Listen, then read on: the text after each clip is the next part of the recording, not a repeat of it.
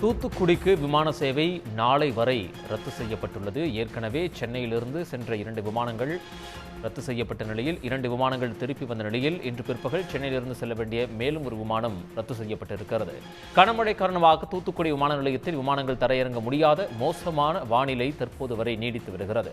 வானிலை சீரடைந்த பின்னர் நாளை தூத்துக்குடிக்கு விமான சேவைகள் மீண்டும் தொடங்கும் என சென்னை விமான நிலைய அதிகாரிகள் தெரிவித்திருக்கிறார்கள். மோசமான வானிலை காரணமாக சென்னையிலிருந்து தூத்துக்குடிக்கு நாளை வரை விமான சேவை ரத்து செய்யப்பட்டுள்ளது.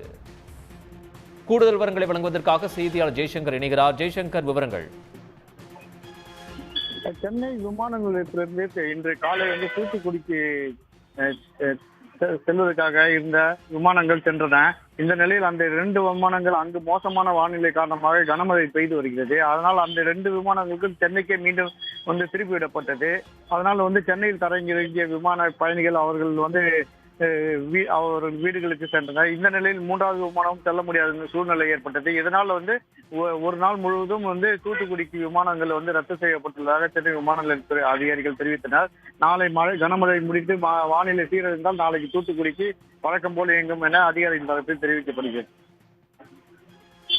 ஜெய்சங்கர், தகவல்களுக்கு நன்றி.